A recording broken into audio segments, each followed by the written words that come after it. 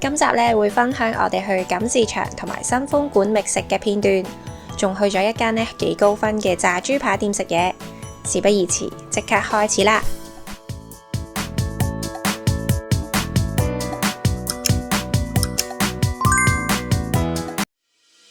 大家好，我哋而家咧就打算去一間咧高分嘅炸豬扒店啊！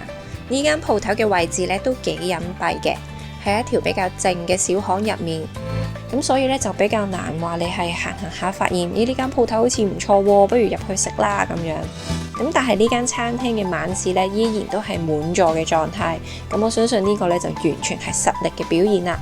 咁呢間餐廳咧就叫做宮村豚惠門，喺塔比洛庫咧有3.55分，都算係幾高分嘅。咁我就十分建議咧大家預先訂咗位咧就會比較穩陣啲。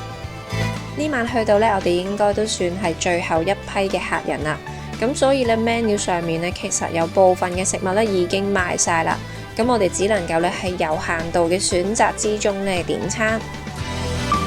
最後咧我哋就嗌咗2碟係岩手縣嘅里肌肉，咁佢嘅簡介咧就話佢嘅特質咧就係肉身咧會呈潔白色啦，同埋會比較 juicy 一啲嘅。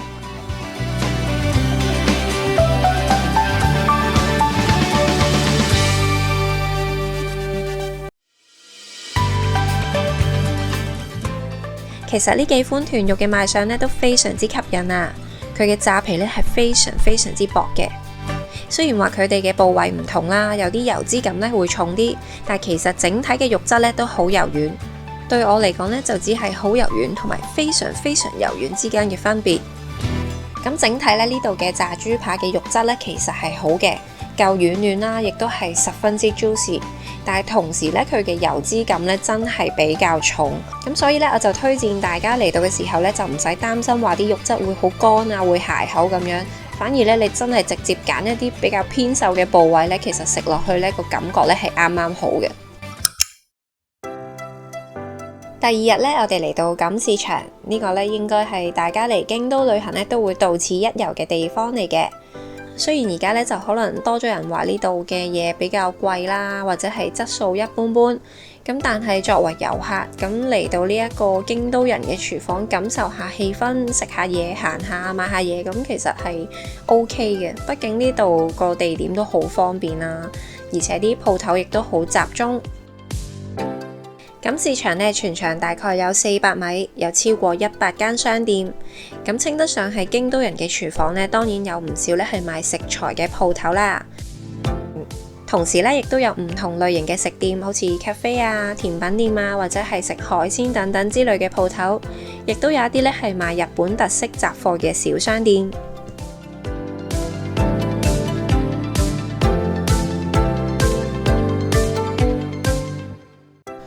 因為咧睇到呢一張海報作為薄荷朱古力控咧，點可能唔試呢？咁呢杯嘢咧，其實佢嘅顏色係幾靚嘅，但係就真係細杯咗一啲咯。咁味道都唔錯嘅，我覺得佢上面嗰啲曲奇碎咧好好味啊。之後呢一間咧，好明顯係一間抹茶專門店嚟嘅。除咗可以買到即場食嘅雪糕之外咧，佢仲有一啲茶葉啊，或者係蛋糕之類嘅甜品咧，可以買走做手信。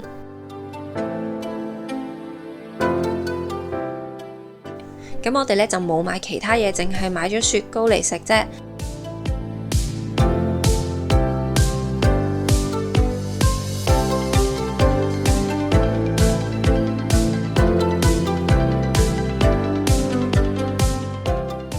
大家嚟到咧，我都好推薦食下呢一間嘅雪糕，就算唔係抹茶控咧，都值得一試㗎。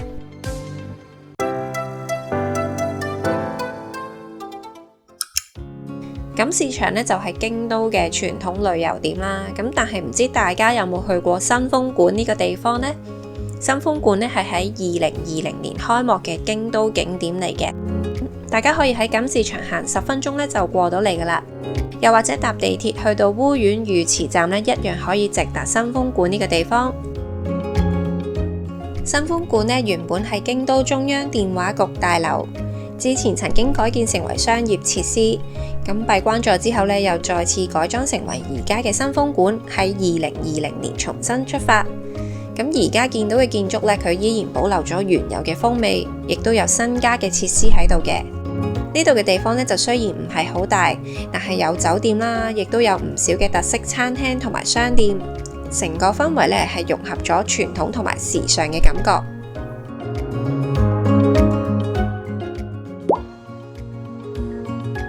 呢間 cafe 呢，結合咗植物、大自然同埋日式甜品於一身。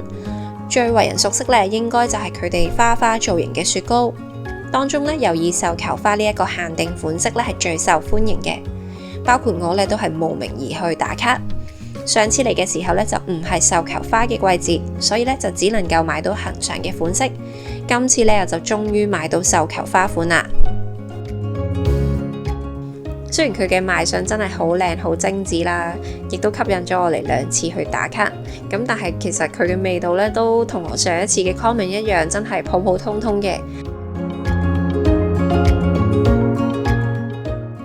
咁之後呢，我哋就隨意入咗一間餃子店度食嘢，就發現呢，原來呢間鋪頭呢係曾經被米芝蓮推介嘅平民美食。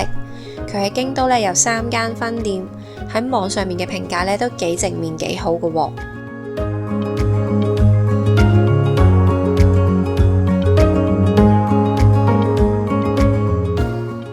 而我哋當日食到嘅餃子嘅水準呢，都真係唔錯，個皮呢非常之薄，個餡又夠 juicy， 都值得一試㗎。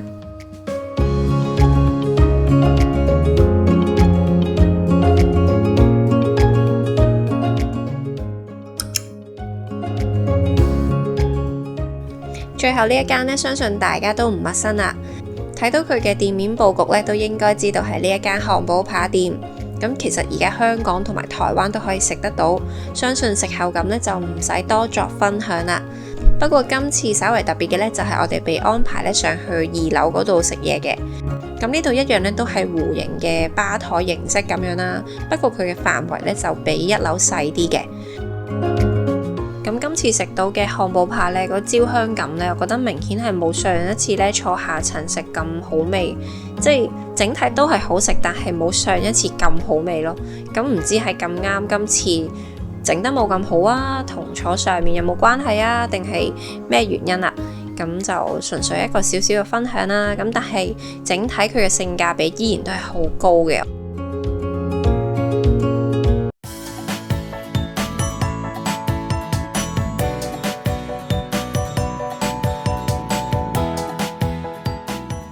如果你中意我嘅分享，希望你可以 like、comment 同埋 share 我嘅影片，仲記得 subscribe 我嘅 channel啊！我哋下集再見啦，拜拜。